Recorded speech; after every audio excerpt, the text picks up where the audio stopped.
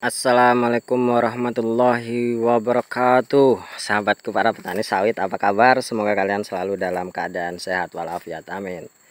Teman-teman, pada video kali ini saya akan sharing tentang bagaimana caranya kita menyikapi ketika kita menemukan kebun kita atau batang sawit kita ini berbuah landak atau berbuah cengkeh atau berbuah jantan atau sawit jantan. Nah, apapun lah, terserah kalian menyebutnya seperti apa. Pokoknya kalau kita menemukan batang sawit yang abnormal, bagaimana caranya kita mengatasinya atau menyembuhkannya atau mengembalikannya menjadi normal kembali.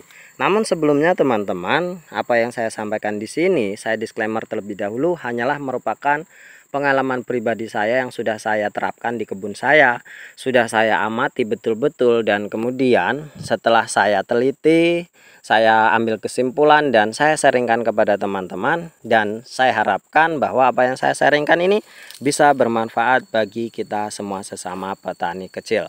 Maka dari itu, mohon maaf nanti kalau memang apa yang saya sampaikan di sini tidak sesuai dengan jurnal atau tidak sesuai dengan teori, karena yang saya sampaikan di sini ya murni apa yang saya lakukan dan sesuai dengan kemampuan pribadi saya.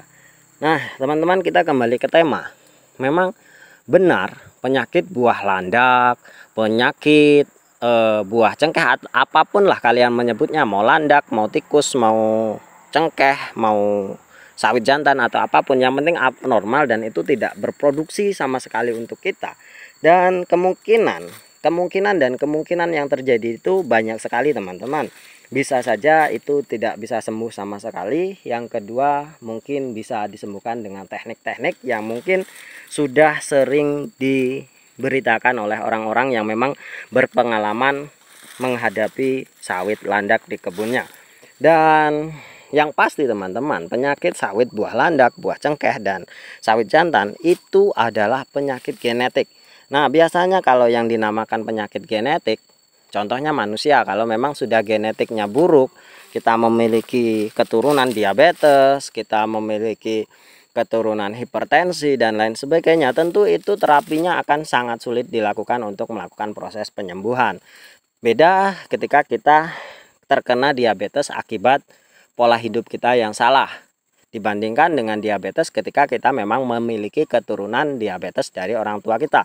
Tentu terapinya itu akan lebih sulit ketika kita memang memiliki genetik atau memiliki keturunan dari diabetes itu. Kalau memang diabetesnya itu akibat dari pola makan, tentunya pengobatannya cukup gampang. Ya, kita hindari makanan-makanan yang memang membuat kita terkena diabetes, itu saja. Tapi kalau memang sudah keturunan, ya kita harus melakukan terapi genetik atau terapi hormon.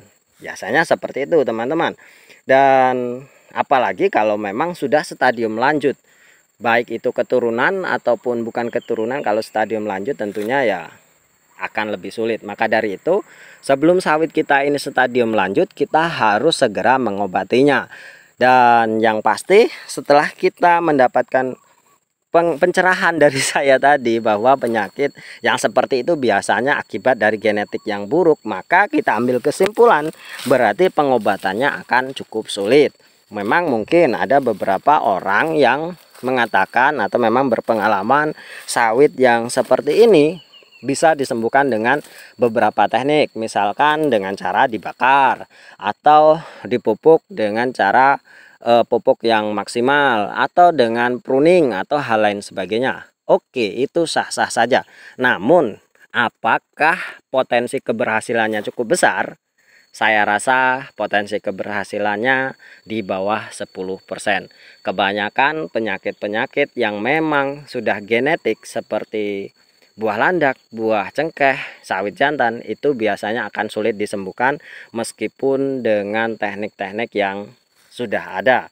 Dan solusinya apa teman-teman? Ya, saya bukan nanti solusinya kok gini, ini bukan solusi, tapi saya mengarahkan supaya sawit kita ini memang berproduksi 100%. Solusinya ya hanya satu. Kalau menurut saya solusinya yaitu ditumbangkan dan diganti dengan benih yang baru seperti yang ada di depan saya ini. Ini sebenarnya bukan sawit landak atau sawit jantan atau sawit cengkeh teman-teman. ini sawit ini berpenyakit dan buahnya itu hanya sedikit. Itu kalian bisa lihat masih ada buahnya, namun daunnya ini rusak, terus produksinya buahnya kecil, terus banyak sekali bunga jantannya. Nah, saya ini orang yang perfeksionis, teman-teman. Saya inginkan kita juga sebagai petani kecil ini perfeksionis. Maksudnya perfeksionis itu bagaimana? Kita harus memiliki kebun yang hanya sedikit ini. Kalau bisa 100% itu berproduksi secara maksimal. Jangan sampai ada satu batang pun yang benar-benar gagal. Nah, jadi teman-teman, intinya ketika kita menghadapi sawit yang abnormal, mental kita itu pasti akan diuji. Apakah sawit ini bisa sembuh? Apakah sawit ini bisa kembali normal dan lain sebagainya? Dan tentunya proses untuk mengembalikan dia menjadi normal itu membutuhkan mental yang kuat, memerlukan waktu yang lama, dan memerlukan biaya yang cukup besar. Maka dari itu, daripada kita susah payah mengumpulkan emosi hanya karena mengurusi beberapa batang yang abnormal. Toh begini teman-teman, kita mengurusi sawit yang abnormal itu kan dalam jangka waktu yang lama. Tidak mungkin sawit yang abnormal itu bisa kembali normal. Oke lah, satu periode dari pembuahan kelapa sawit itu berapa? 1 tahun teman-teman. Jadi dari dia dibuang, misalkan kita lakukan pembakaran, kemudian kastrasi, dan kemudian pruning. Nah, untuk kembali dia berbuah kembali hingga dia masak atau hal lain sebagainya itu membutuhkan waktu yang lama, 6 bulan hingga 1 tahun. Nah, 1 tahun itu ketika kita bunuh sawit yang memang sudah memang abnormal ini, kita tumbangkan terus kita ganti dengan benih yang baru. 1 tahun itu benihnya sudah cukup besar, dan tentunya kita akan berharap bahwa benih yang kita tanam itu lebih baik daripada benih yang kita tumbangkan.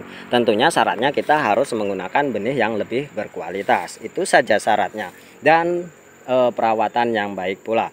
Jadi toh itu kan tidak berproduksi.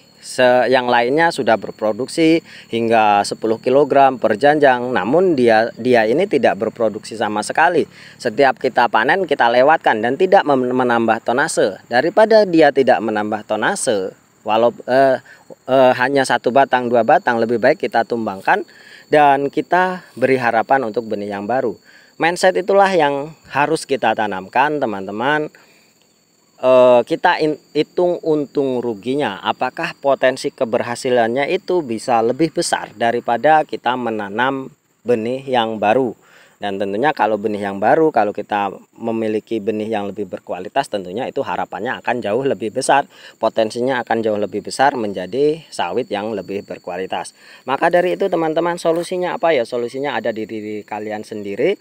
Kalau kalian ingin bersusah payah, ingin menyembuhkannya dengan teknik-teknik yang kemungkinan keberhasilannya itu kecil, dan kemungkinan untuk kembali ke bentuk semula itu juga lumayan besar.